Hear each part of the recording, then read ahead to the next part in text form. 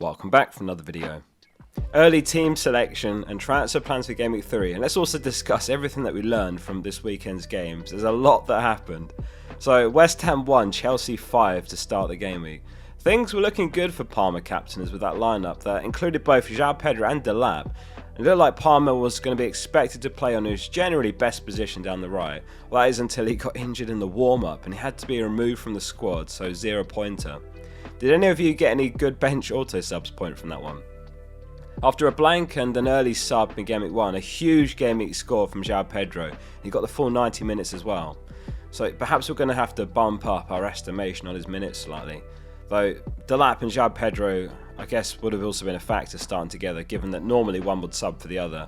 And that's not going to be Maresca's lineup every game. So what's the latest on Palmer?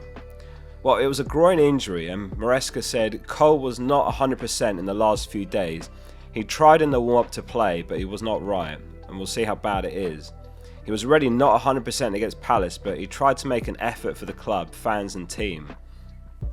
Unless he's out for Game Week 3, then obviously just keep hold, like it's Fulham home next. 4.5 mil Cielo started again. He actually scored as well. He could be a potential gem if he keeps getting the games for that cheap, and of course they've got Colwell out, though Fofana did return. Top class strike from Paquetá to wipe the Chelsea clean sheet with the opening goal as well. Sancho should have done a bit better there, but it was all Chelsea after that. West Ham could be in real trouble if things don't turn around soon. They've got Forest away next.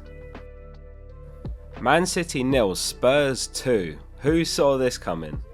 Well, quite a few of you in fairness actually. There was a lot of comments last week saying that you keep underrating us from Spurs fans, and I got that one wrong. I benched Porro and Romero myself. I just didn't see a world where they keep a clean sheet again away at the Etihad. Like last season 4-0, this season 2-0. Porro did end up coming on for Palmer for me, just the 5 points because he got booked. Romero rooted to my bench though, who also hit DEFCON points that match for a 7-pointer.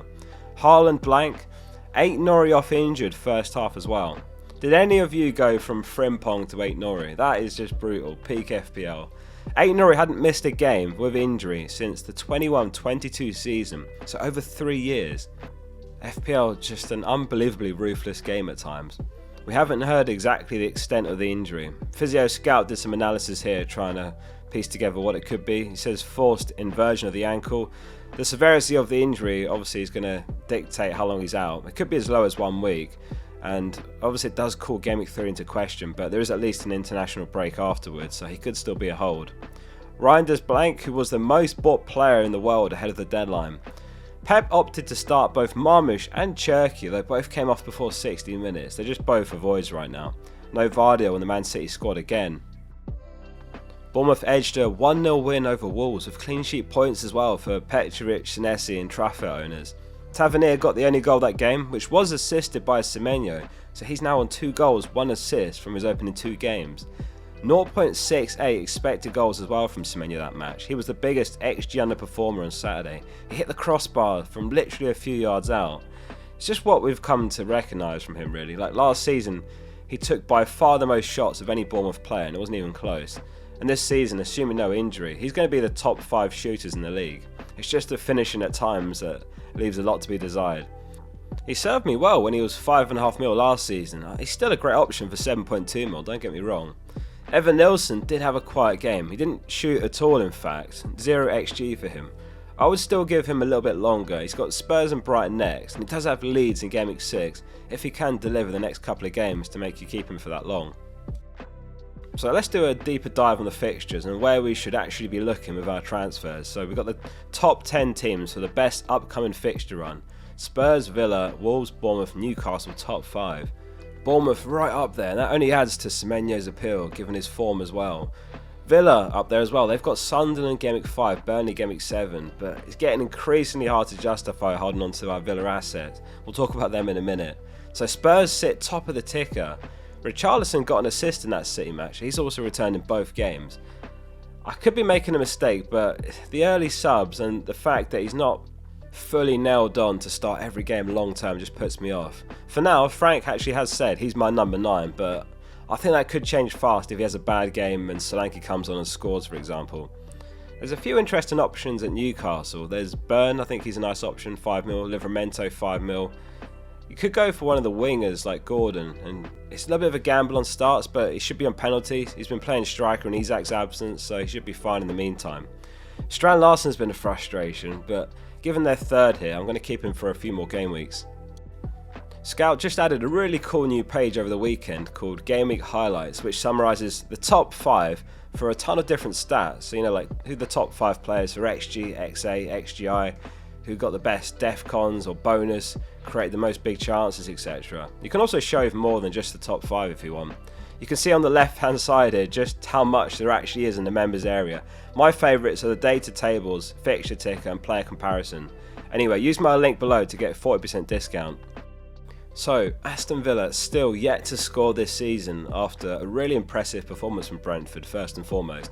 Watkins and Rodgers both poor, and Villa fans really growing frustrated with Emery's selections. Like Tielemans, player of the year last season, not being used in his best position or role. And Rodgers won Young Player of the Year just recently, and not used in his best position. Marlon, after a really good pre-season, benched twice in a row, and McGinn's been pushed out to the right wing where he's ineffective. Guessan looked good, that was maybe the one shining light. He looked quite sharp when he came on. He did have an impact and he changed the game a bit. Villa did kick on second half. They've got Palace next, which is no easy game either. It is a home game and they really have to get a result here. Palace also do at least play midweek beforehand in the Europa Conference League, so that could help Villa out a bit as well. They really need to respond next match. Keep faith for at least one more game in your Villa assets, I would say. Dango got the only goal that game, on his debut as well for Brentford. Sunderland next as well for Brentford. He could be a nice pick for 6 mil potentially in midfield. Arsenal battered Leeds 5-0. Timber with a truly ridiculous score. He got a brace, he got an assist, he got a clean sheet, and he got maximum bonus points, 24-pointer. That's the second biggest score by a defender in FPL history in a single game. The only 2 players that have scored higher was John Arisa. He got 2 goals, 2 assists and clean sheet, 27 points. And also Watson was an out of position defender and he got a hat-trick, also 27 points. You might remember Trent also famously got a goal, 3 assists for a 24-pointer as well, same as Timber. Calafiori with a 13 points for himself as well. Of course he scored in Gameweek 1. White missed out of a knock which saw Timber nailed on at right back. Longer term I'd still be a bit reluctant to buy Timber just because of that question mark of White, despite that haul, but it's not like the fixtures are great either. It's Liverpool next anyway. Gyökeres with a brace on his home debut. The second was a penalty won by 15-year-old Dalman. He's not even, well, he wasn't an FPL at the time. He has since been added for 4.5 mil. Saka came off with what looked like a hamstring injury. He scored a really nice goal with his right foot, but then unfortunately an injury. Odegaard off injured as well. If it is his hamstring, then yeah, Saka could be out for a while, a few weeks at least. We'll have to wait for further assessment by the club until we know more though. Despite the hauls, you do have to remember it's Leeds home they just played. I mean, Arsenal have just got the worst fixtures coming up of any team in my opinion. It's Liverpool, it's Forest, it's Man City and Newcastle. I think no team's got worse than those next 4. And then from Gameweek 7, that's when I'm going to be targeting Arsenal in my transfers personally. Definitely a reminder though to target whichever teams are playing the promoted teams, especially when it's a home fixture. Like Man United have got Burnley home in Gameweek 3. Is anyone looking at Cunha and Bumo, Bruno, etc.? Next game at Newcastle got Leeds away as well, which could have lots of promise. Man United versus Fulham ended in a 1-1 draw. A first half penalty for a push by Bassi, and it was looking great for us Bruno owners, but he ended up skying it. Such a painful point swing this one, because he would have moved on to bonus as well most likely. The only minor redemption really was that he did reach the DEFCON threshold, as did Anderson.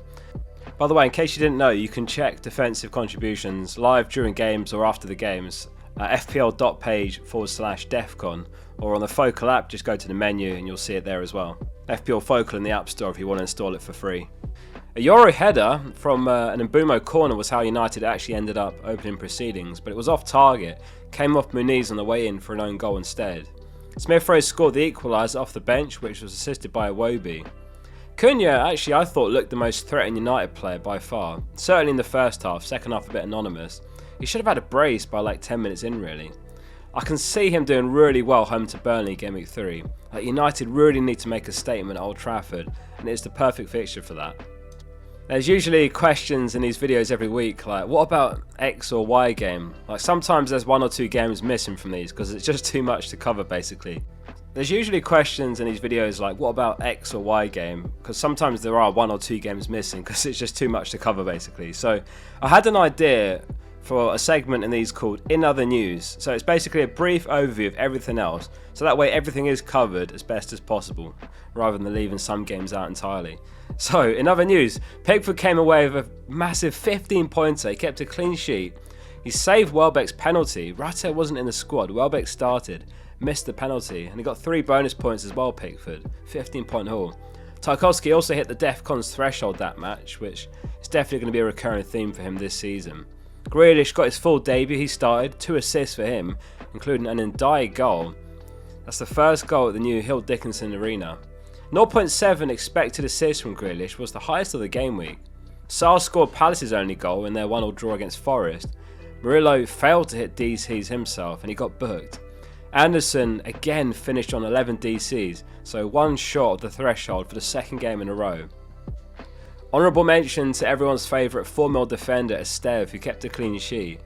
Ballard, who set a record last week as the highest scoring defender in Gameweek 1 history, went off injured that match for a 1-pointer. So, an early team selection then for Gameweek 3 and transfer plans. The team is Sanchez in goal, Murillo, Pedro Porro and Romero in defence, Salah, Palmer, Bruno, Rodgers and Reinders in midfield, and then Strand Larson and Watkins up front in the 3-5-2. I cannot believe how many of these players just blanked last game week, but anyway. I mean, I look at the team and I think there's nothing really wrong with the players themselves here. Like, it's a good team on paper. They're just not delivering the points right now, are they? If Palmer's out, then obviously there's so many ways to go. Saka, potentially a no-go because of the injury. We'll have to see if he's back for the Liverpool game, but I don't know about that. Semenyo and Cunha really tempt him. I expect Palmer's going to have a good chance of starting in Game Week 3 though, so I'll end up keeping him if that's the case. There's no chance I'll sell him before Fulham home if he's fit. If Palmer is fit, then it's between him and Bruno for captaincy this game week. Like, Bruno's got the fixture for sure, Burnley home. And I'm predicting Man United to put a few goals past them, and he's always got a good chance of being heavily involved when they do that. Obviously this deeper role is a bit off-putting though, but that's where I'm out of captaincy. I'm not considering Salah against Arsenal. I do realise as well Bruno's just missed a penalty, but I'm not going to let that put me off. It happens on rare occasions and his ceiling is still definitely there, so Bruno captain, Palmer vice. Transfer plans then. Again, I'm just trusting the players I've picked. I did the research. I think it's still a solid team. We'll have to see what happens next week. I could easily do something like Watkins to João Pedro, but I'm not considering that at all just yet. I've got 10 out of 11 home fixtures as well, which is promising, so expecting or hoping for a better game week 3. So the plan this week is to roll the transfer again. I've got a feeling that the extra transfers are going to be really valuable after the international break, which comes after game week 3. If you're feeling frustrated with your points, don't worry about it. The season is very, very long and it does take a long time for things to settle down. Especially now we've got these extra chips, so there's more active than ever. You'll probably leave yourself worse off if you start making rash decisions with your FPL team or start taking needless hits. So yeah, I'm going to aim to come back from the international break with 3 transfers, and then I'll start to consider some fun stuff like how do I buy Haaland in Game Week 6 for Burnley home, etc. And do I triple captain him then even? I hope you had a good game week. Let us know your scores below. See you soon for the next one, and make sure you're subscribed.